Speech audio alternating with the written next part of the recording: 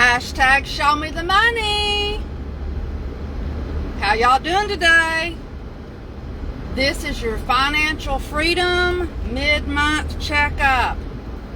Just jumping on here this morning to see how y'all are doing. You should be keeping all of your receipts from everything that you're spending this month, and don't worry, if you've not started yet, just start today.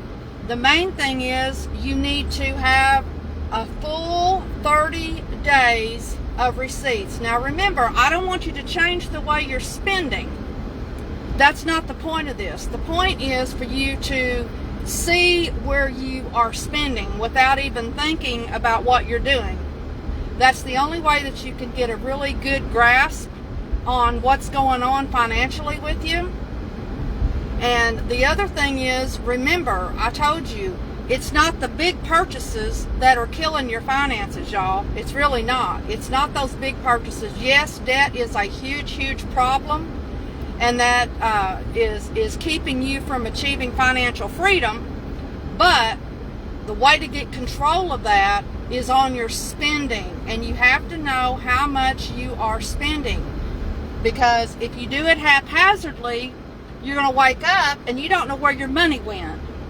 But if you have a spending plan, every single dollar that comes through your fingers or your bank account has a job to do. So it's very important that you give each dollar a job to do and make sure that it goes to work every day for you. Now that doesn't mean that you don't spend money. That doesn't mean that you can't have fun. That doesn't mean that you can't go out to eat or do all these different things. What it means is you control your money. Your money does not control you.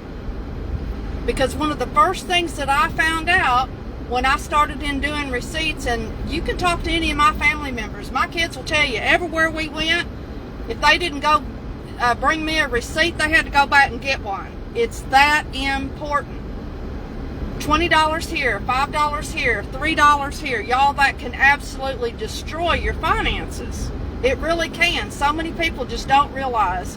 When I'm working with clients, you know, this is it's a first step, but it's a huge eye-opener, because 80% of everything that you do with your money is habitual. That's based on whether you have good habits or whether you have bad habits. And 20% is head knowledge and actually what you have to do with your money. So if you want to achieve financial freedom, you have to become financially fit. And the only way that you can become financially fit is just like you do with your body. You have to eat right, you have to exercise and take care of yourself and go to the doctor and get your checkups. Well, that's what you have to do to become financially fit. You have to do the same thing. And the first step is, we did this already. We created your financial report cards. We saw how much money you had coming in, coming out. We calculated your net worth. If you added up all your assets and you subtracted out your liabilities, which is your debt, what's that number? What's that look like? We talked about how you need to eliminate debt as quickly as possible, because when your money comes in, if you have debt, that money doesn't go to you. It doesn't belong to you. So that's why you are paycheck to paycheck and you don't have a lot of discretionary income to spend on doing the things that you really want to do. And one story I'd like to share with you before I hop off here is I taught personal finance in college, and many of the colleges never had this class, and every time I would go and start teaching at another location or another institution, I would really go in and implore them to let me launch a personal finance class.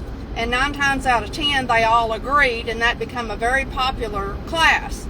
And one of the first things that we did was we would create a dream budget on the whiteboard. And what's a dream budget? That is, if you had everything on your mind that you wanted, what would that look like?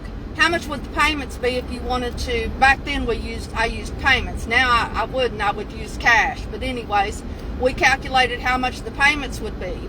So folks would write up there, they would put, their husband have a new car, they would a truck, and they would have a new car. They might have a boat and a motorcycle.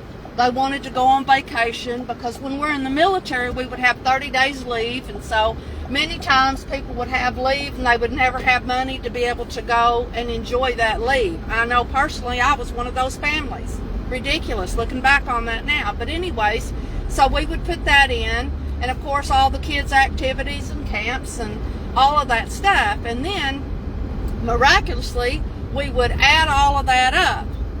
And I would always look out in the audience and you could see the lights coming on.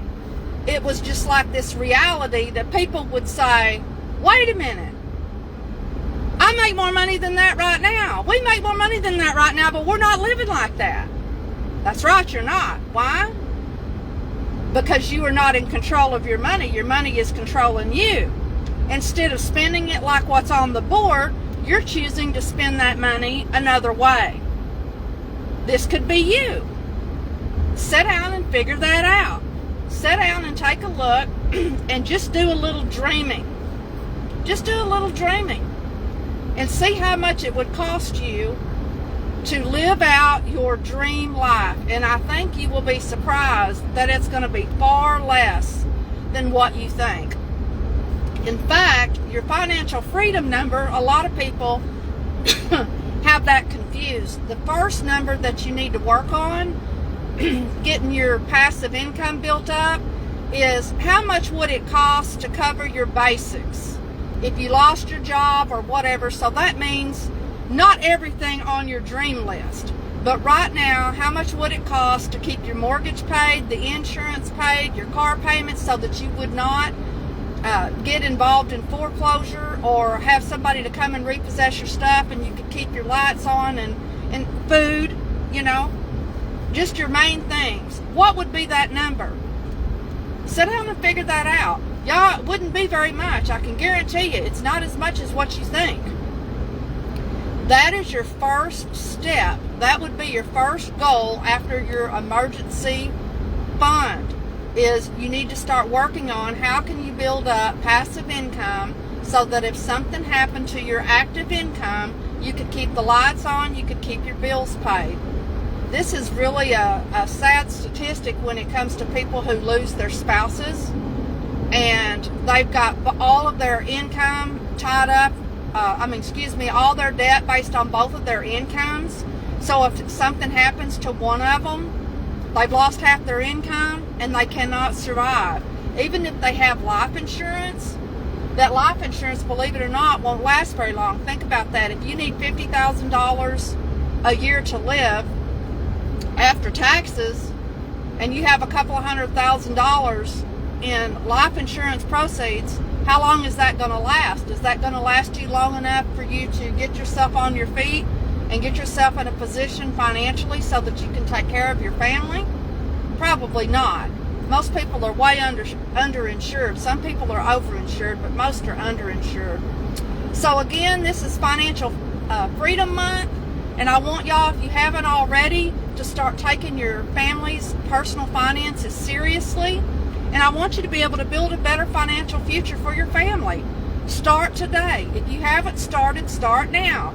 Remember, go back over the steps. You need a $1,000 emergency fund. You need to calculate your financial report cards to see where you are. It doesn't matter how bad it is or how good it is. You can always improve. 80% of this is habitual, so it starts with how you are currently spending your money. How are you spending that? Start keeping those receipts, and at the end of 30 days, start taking a look at that and put those into categories. And remember, if you're going to grocery stores like Walmart and you're lumping everything together, yeah, it's a little pain, but you'll get used to it. Separate your food products from like your cleaning supplies, your personal toiletries, school supplies, whatever it is that you're spending your money on. Separate that in a couple of different categories. And also take note of how much fuel that you're spending on a weekly basis, just running around. All right, I'm going to end for now. Y'all have a fabulous day. This is Nancy Gaskins, sowing seeds of financial hope and entrepreneurial opportunity in communities around the globe. If you haven't subscribed to my YouTube channel yet, it's Nancy Gaskins, Passive Income Generators. Currently, I'm just dropping these little videos in there for you. So if you miss any of them, you can go back at your leisure. Y'all have a fabulous day.